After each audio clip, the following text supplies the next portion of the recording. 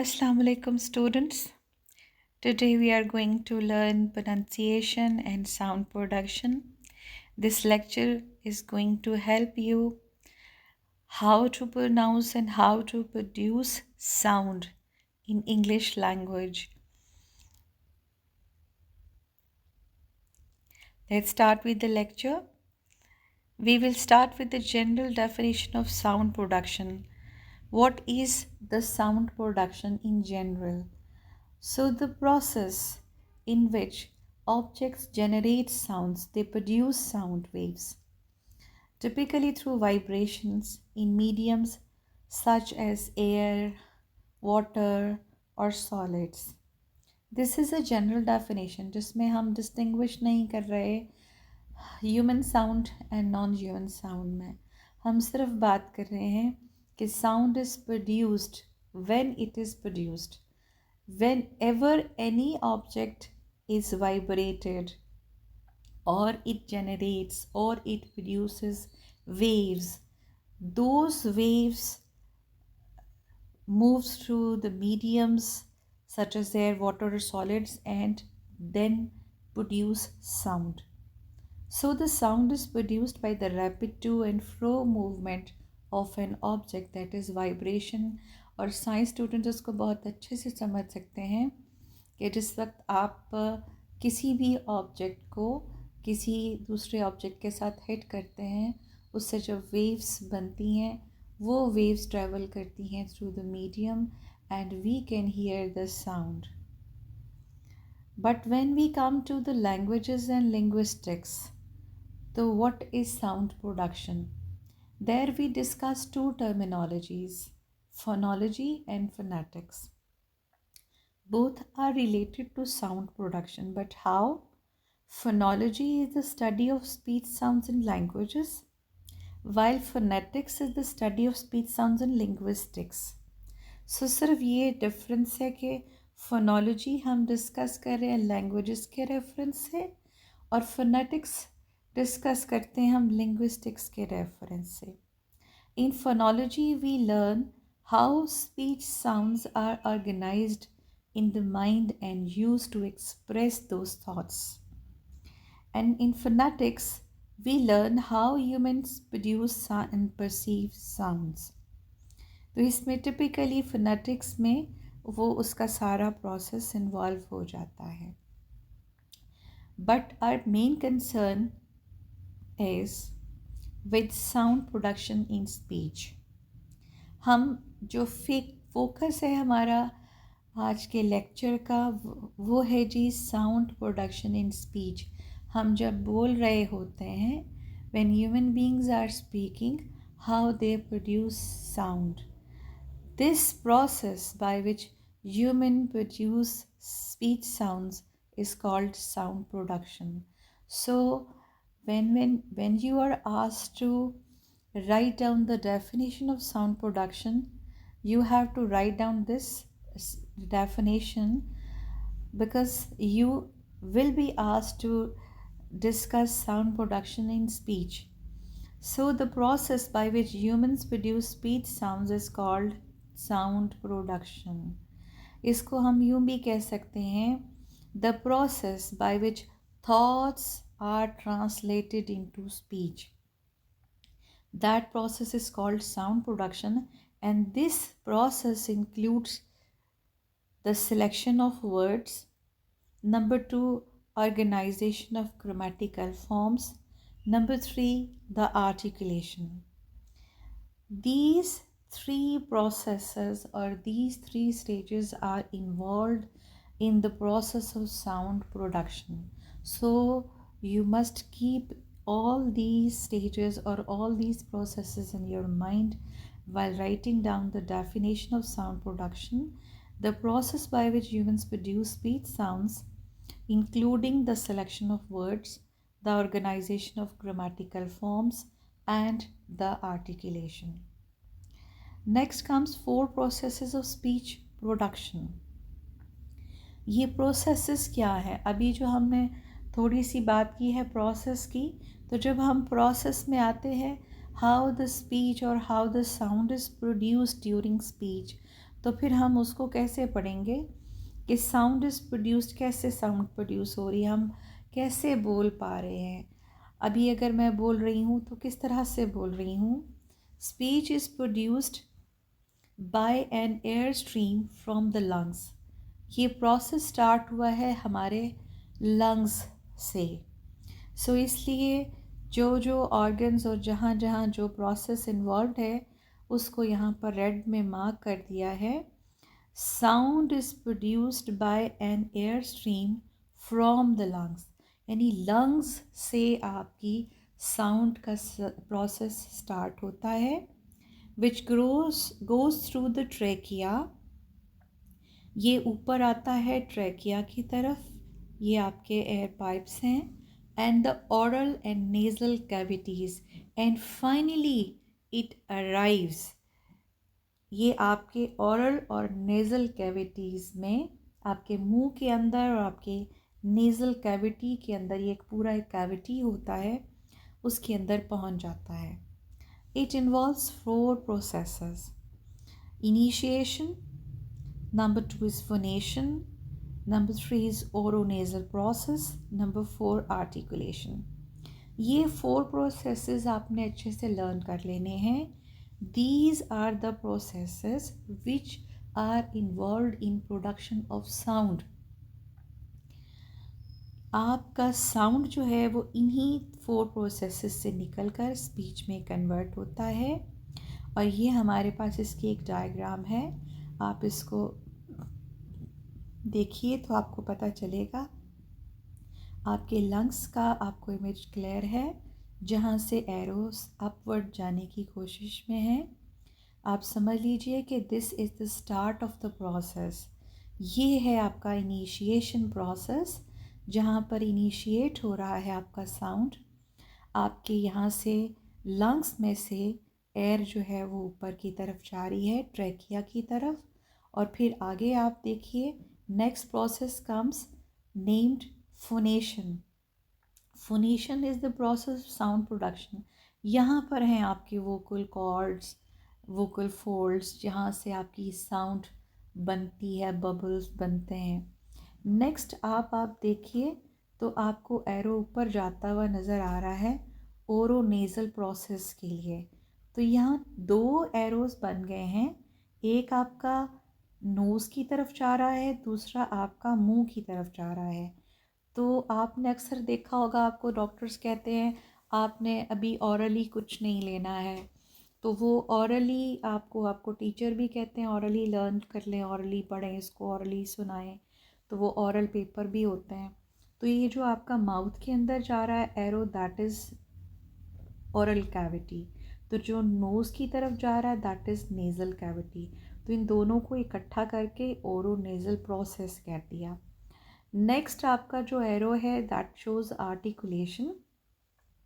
Articulation को हम आगे जाकर जो है थोड़ा सा डिटेल में भी पढ़ेंगे, ताकि हमें पता चल जाए आर्टिकुलेशन क्या चीज़ है। आर्टिकुलेशन आपको पता चल जाएगा कि कुछ ऑर्गन्स इसमें इन्वॉल्व हैं। तो ये इस तरह से आपका प्रोसेस कंप्लीट हो रहा है। आपको लर्न करना है 4 processes of speech production involves initiation, phonation, oronasal process and articulation. Next हम इनको थोड़ा डिटेल में पढ़ने वाले हैं। Organs involve in sound production, there are 4 stages और 4 प्रोसेसेस और 4 ऑर्गन्स आप उनको बोल सकते हैं। नंबर 1 इज़ ब्रेथ सपोर्ट, आपको पता है lungs are involve. Number 2 larynx और वॉइस बॉक्स, लैरिंग्स में आपके vocal cords are involve. Number 3 articulatory system, अभी हमने आर्टिकुलेशन के बारे में पढ़ा था। आर्टिकुलेटरी सिस्टम के लिए भी कुछ स्पेसिफिक ऑर्गन्स हैं, उनको भी हम पढ़ेंगे। Not very difficult, very interesting, लेकिन साथ साथ आपको अपने आप को एग्जामिन करते चले जाना है कि आपकी साउंड किधर से प्रोड्यूस हो रही है। Next is resonance, that is the last part, जब रेजोनेट कर रही है अब आपकी साउंड। ये आपके सामने एक फ़्लो चार्ट है जिसमें आपको थोड़ा सा क्लियर मज़ीद हो जाएगा। आपका जो साउंड प्रोडक्शन का प्रोसेस है that is initiated. Initiation process हमने पढ़ा सबसे पहले, that is started in lungs. ये लंग्स से एरो गया है वोकल फोल्ड्स की तरफ। आप इसको वोकल कॉर्ड भी कह सकते हैं, वोकल फोल्ड्स भी कह सकते हैं। यहाँ पर आया है वोकल फोल्ड्स में, और यहाँ पर आपका फोनेशन का प्रोसेस हुआ है, जहाँ पर आपकी डिफरेंट साउंड्स डिस्टिंग्विश हुई हैं, बनी एक दूसरे से। उसके बाद फेरिंक्स से आपके दो जगह पर चला गया है एरो। एक आपका नेज़ल कैविटी की तरफ चला गया है, आप उसको वेलम लिखना चाहें तो ओके, अदरवाइज़ आप नेज़ल कैविटी डायरेक्ट भी लिख दें, दैट इज़ क्वाइट ओके। उसमें सेकंड जो है वो आपका एरो जा रहा है ओरल कैविटी की तरफ। ओरल कैविटी की तरफ जाने के बाद आप ये देख लीजिए आपके पास ये सब आ गए हैं, जिसमें टंग है, लिप्स हैं, पैसिव आर्टिकुलेटर्स हैं। इनको हम डिटेल में पढ़ेंगे, आप उसको बीच में ऐड भी कर सकते हैं। तो वो हमारे आर्टिकुलेटर्स हो जाएंगे, जहाँ पर हमारा आर्टिकुलेशन का प्रोसेस हो रहा है। जो दोनों एरोज़ बाहर निकल रहे हैं स्पीच के लिए, ऑरल स्पीच और स्पीच के लिए, these two arrows R resonance, जो आपका लास्ट प्रोसेस को शो करते हैं। नेक्स्ट हम सबसे पहले जो हमारा स्टेज है ब्रेथ सपोर्ट का, that is initiated in from the lungs, उसको हम पढ़ेंगे। Sound production begins with the diaphragm and lungs. अगर आपको डायफ्राम जो है वो एक सपोर्ट है, एक जो है आपके लंग्स के नीचे एक फ्रेम, आप उसको कह लीजिए। बट आप अगर उसको नहीं करना चाहते तो आप सिंपली फ्रॉम लंग्स कर लीजिए। The sound production begins from lungs, which push air upward through the trachea to create air flow. इससे आपका जो एयर फ्लो है वो ट्रैकिया की तरफ मूव करता है। You can write it in your own words as well. ज़रूरी नहीं है कि आप इसी को प्रोड्यूस करें।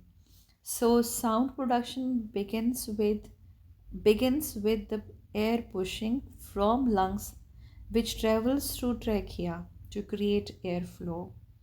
Next stage comes larynx or voice box or vocal cords. The vocal cords or vocal folds inside the larynx vibrate.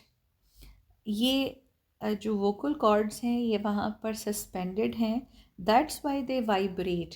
तो vibrate बिल्कुल जैसे पेंडुलम वाइब्रेट होता है, तो आपने बिल्कुल उसी तरह से इसको देखना है। लैरिंग्स के इनसाइड जो आपके वॉइस बॉक्स की वो एक बॉक्स है, जो आपको मैंने वहाँ पीछे पिक्चर में दिखाया है, वो वाइब्रेट करते हैं vocal cords.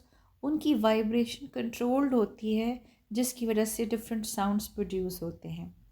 As there passes through producing sound it determines the pitch of the sound. तो सिंपली आपको ये प्रोसेस पता होना चाहिए कि what happens in the voice box. यहाँ पर जब एयर जो लंग्स से इनिशिएट हुई थी, travelling through trachea comes to the vocal chords.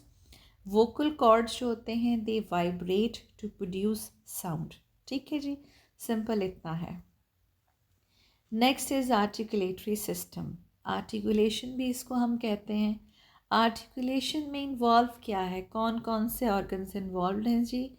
It involves the mouth, आपका पूरा माउथ जो है, आपकी tongue, your teeth, your lips and soft palate, जिसको आपके पेरेंट्स कहते हैं ये तालू है, जिसको आप उर्दू में पंजाबी में तालू बोलते हैं, दैट इज़ सॉफ्ट पैलेट। एक छोटा सा सस्पेंडेड एक ऑर्गन है जो आपके मुंह के बिल्कुल एंड पर जो है वो सस्पेंडेड है।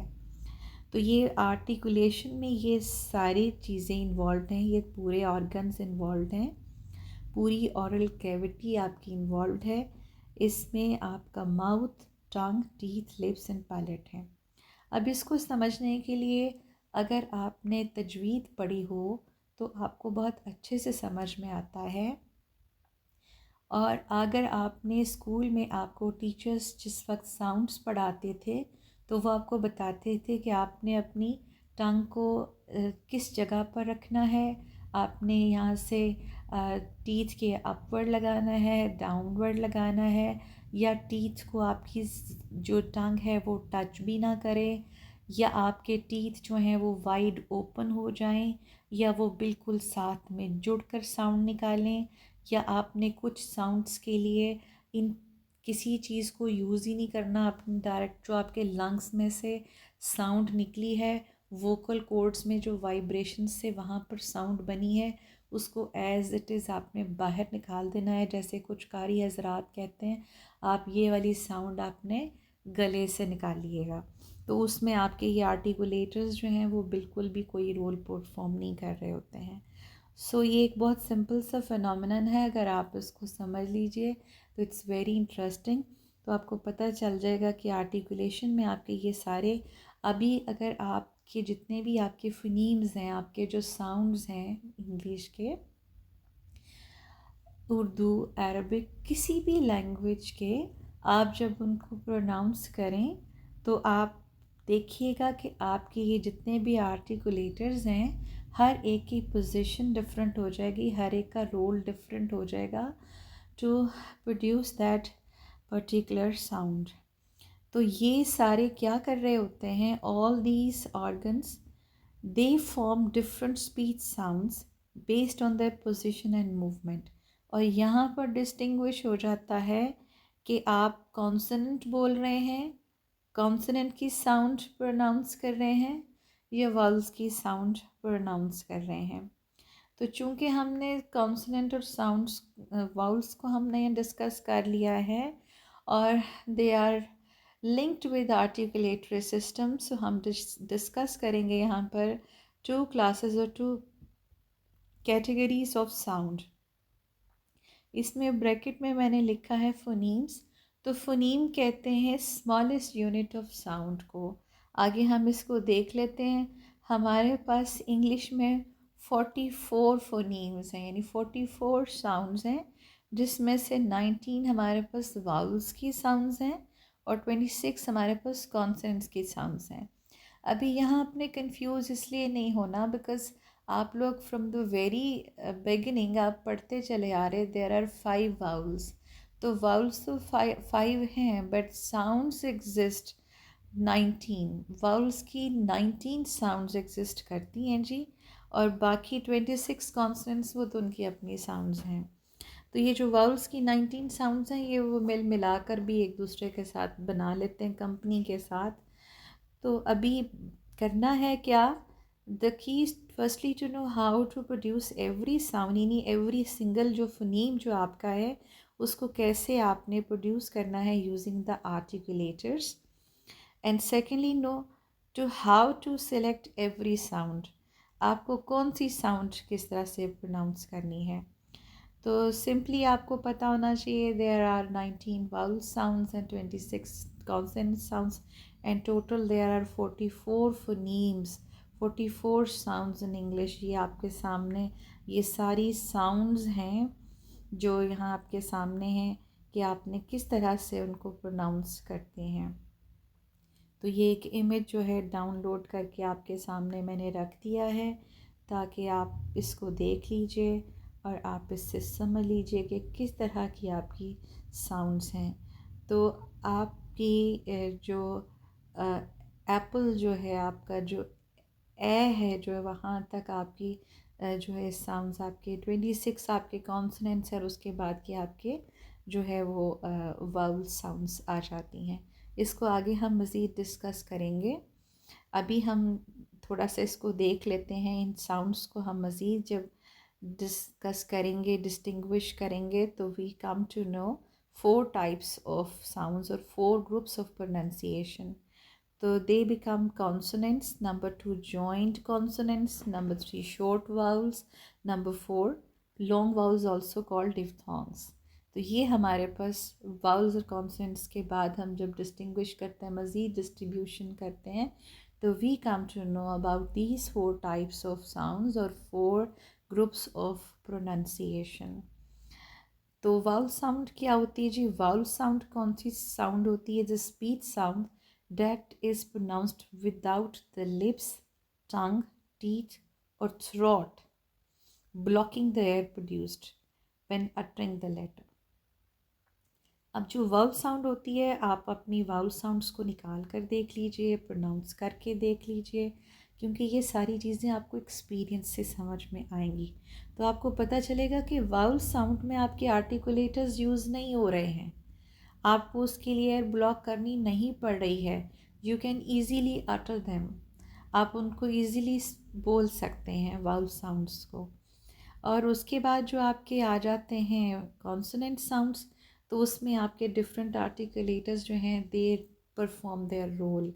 आपके लिप्स जो हैं वो प्रोड्यूस कर रहे होते हैं साउंड्स, पो ब, आपके लिप्स जुड़ते हैं फिर खुलते हैं फिर वो साउंड निकालते हैं। टीथ जो हैं वो आपकी they are responsible for producing sounds such as ड ड। तो आप देखेंगे इसमें आपके टीथ जो हैं उनकी पोजीशन जो है वो मूव करने से आपकी ये साउंड्स निकलती हैं। उसके बाद आपकी टंग जो है that is responsible for producing sounds such as the क इन ग। तो आप देखेंगे कि आपकी टंग जो है वो मूव करती है डिफरेंट पोजीशन की तरफ, तो ये आपकी साउंड्स प्रोड्यूस होती हैं। सो आपको ये पता होना चाहिए आपके आर्टिकुलेटर्स काम किस तरह कर रहे हैं, but one you experience it तो फिर आपको पता चल जाएगा। लास्ट जो हमारा organs involve in sound production है उसमें हमारा रेजोनेंस आ जाता है। रेजोनेंस में क्या होता है कि जिस वक्त हमने लंग्स से इनिशिएट किया, उसके बाद वोकल कॉर्ड्स की तरफ पहुंचा फोनेशन के लिए, फोनेशन के बाद वो हमारी ओरोनेज़ल कैविटी में आ गया, हमारे आर्टिकुलेशन उसमें हुई, और आर्टिकुलेशन के बाद अब हमारे रेजोनेट किया साउंड हमारे गले से निकलेगी या माउथ से निकलेगी या नेज़ल पैसेज से निकलेगी। तो वो रेजोनेट कर रही ना, गूंज रही है सारी जगहों पे, प्रोड्यूस हो रही। This is the final stage. The sound produced by the vocal chords resonates in the throat mouth and nasal passages. बहुत सारे ऐसे साउंड्स हैं जो हम सिर्फ नोज़ से निकाल रहे होते हैं, जैसे की साउंड है, न की साउंड है। तो ये हमारे फाइनल जो है रेजोनेंस आता है, लास्ट प्रोसेस है हमारा साउंड प्रोडक्शन का। आई होप यू गॉट इट। ये 4 प्रोसेसेस हैं हमारे साउंड प्रोडक्शन के। तो इसके साथ हम साउंड की सिग्निफिकेंस करेंगे कि what is the significance of this sound production. तो it facilitates communication.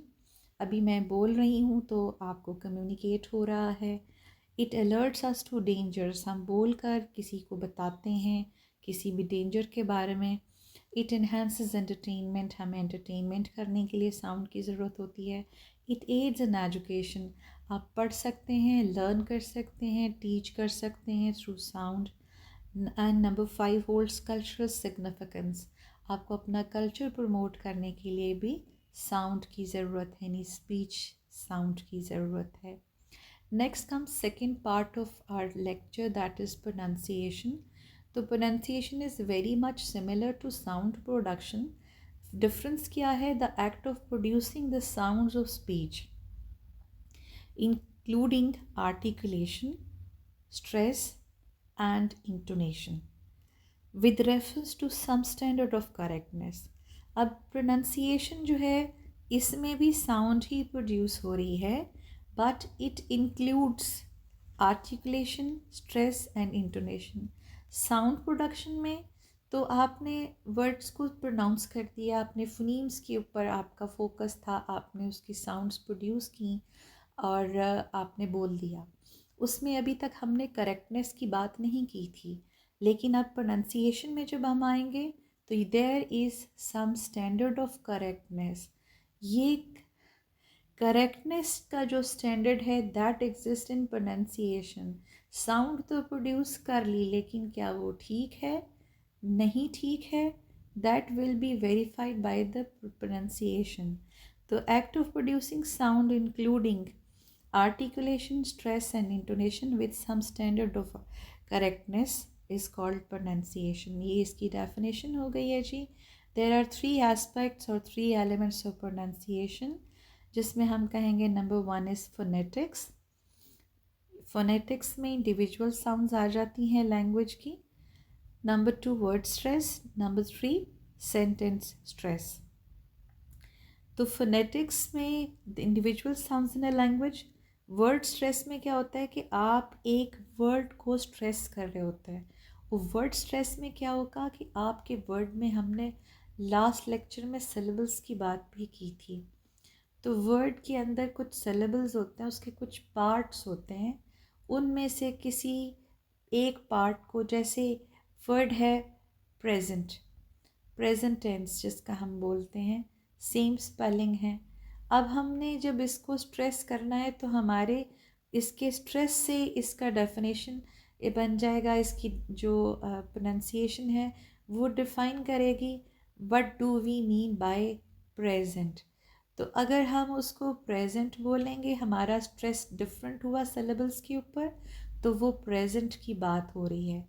But when we से प्रेजेंट, तो यहाँ पर हमारा स्ट्रेस शिफ्ट हुआ विद इन द वर्ड, एक सिलेबल से दूसरे की तरफ, तो वो प्रेजेंट से प्रेजेंट बन गए, यानी एक नाउन था अब वो एक वर्ब बन गया है। सो ये इस तरह से सिलेबल्स के अंदर जो हम स्ट्रेस करते हैं, वर्ड स्ट्रेस इस तरह से होता है। Number 3, sentence stress. How we pronounce words when we put them together in sentences. जब हम सेंटेंस पढ़े होते हैं तो उसमें भी हम कुछ वर्ड्स के ऊपर स्ट्रेस पुट करते हैं टू कन्वे आर मीनिंग्स। तो प्रोनाउंसिएशन में तो एक्चुअली हमने मीनिंग्स को कन्वे करना होता है, तो इसलिए यहाँ पर थोड़ा सा एक स्टैंडर्ड मेंटेन करना होता है। तो ये हमारे 3 एस्पेक्ट्स हैं अगर हमें 3 एस्पेक्ट्स का क्वेश्चन आता है। But if we are asked about the total aspects, or if we are asked about 6 aspects of pronunciation, तो फिर हम क्या बताएंगे? Number 1, phonemes. Number 2, phonemes easy रखें आप, जो हमने भी 3 वाले किए हैं आप उनको बेशक डिज़ोल्व कर दें इसके अंदर। नंबर 1 फोनीम्स हैं, आपको पता है स्मॉलेस्ट यूनिट है, इसमें हम फिर दोबारा डिस्कस करेंगे फोनीम्स को। नंबर 2 स्ट्रेस है, स्ट्रेस के अंदर ही आ जाएगा आपका वर्ड स्ट्रेस भी और आपका सेंटेंस स्ट्रेस भी। Number 3 is intonation. तो आप समझ लीजिए कि these 3 aspects are the basic aspects of pronunciation, यानी आपके phonemes, stress and intonation. Intonation किसको कहते हैं? Rise and fall of pitch. आप जब किसी भी सेंटेंस को बोल रहे होते हैं, किसी भी वर्ड को बोल रहे होते हैं, आप अपनी जो साउंड को ऊपर नीचे कर रहे होते हैं, उसके साथ उसका मीनिंग चेंज होना शुरू हो जाता है। आपका जो टोन है वो चेंज होने लग जाती है। यानी आप एक ही सेंटेंस को, जैसे मैं आपको अक्सर क्लास में एग्ज़ाम्पल दे रही हूँ, are you going to Islamabad, तो इसका एक्सप्रेशन फ़र्क है। और अगर आप कहेंगे are you going to Islamabad, are you going to Islamabad, so आपका जो rise and fall of pitch होता है, आपकी जो प्रोनाउंसिएशन होती है, आपकी जो साउंड प्रोडक्शन होती है, that will define the meaning of the sentence. Number 4 is connected speech. Connected speech pronunciation में बहुत रोल प्ले करती है। आपने अक्सर सुना होगा हम गोना, तो उसमें क्या है कि डिफरेंट वर्ड्स को एक कंबाइन करके उनको श्रिंक करके तो एक छोटा सा वर्ड बना दिया जाता है, तो उससे कंफ्यूजन हो जाती है समटाइम्स। तो कनेक्टेड स्पीच में आई एम को आई एम, आई हैव को आई हैव, तो इस तरह से कनेक्टेड स्पीच में इसका एक एस्पेक्ट आ जाता है। Number 5 is accent and it is based on regions, social variations. आपका एक वर्ड जो है वो अगर एक रीजन में किसी और तरह से प्रोनाउंस किया जा रहा है तो दूसरे में किसी और तरह से, यानी अगर आप डेवलपमेंट कह रहे हैं तो किसी जगह पर उसको डेवलपमेंट भी बोला जाएगा। तो it depends, it varies from region to region. Next is phonetic symbols. Phonetic symbols में आपको IPA पता होना चाहिए, the International Phonetic Alphabet. It is a system that represents the sounds of speech, helps in accurately transcribing pronunciation.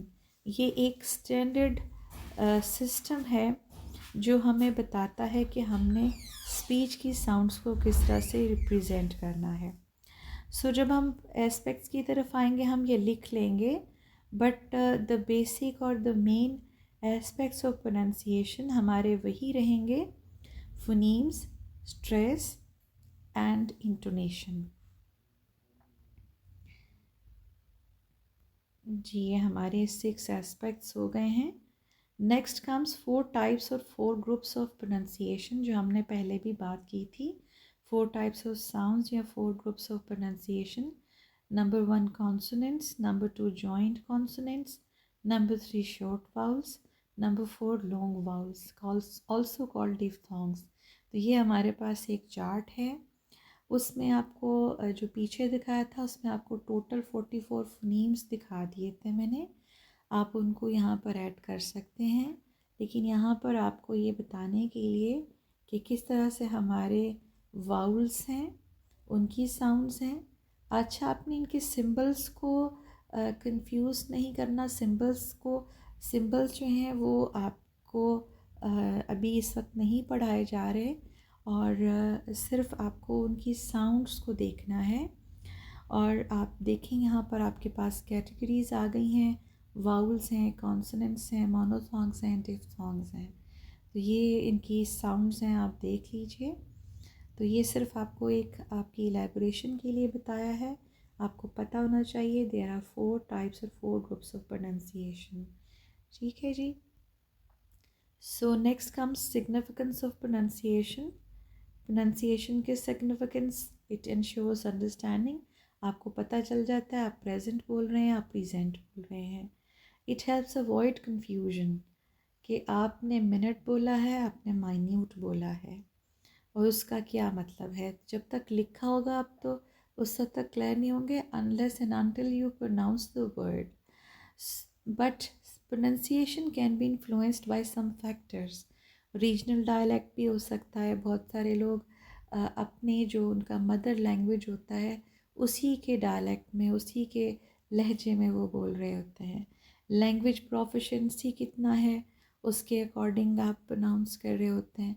Next, आपका exposure to different speech patterns, कितना आपका exposure है उस पर भी आपका ये फैक्टर जो है इन्फ्लुएंस करता है आपकी प्रोनाउंसिएशन को। So this is all about your lecture today. I hope you got it. Thank you and अल्लाह हाफिज़।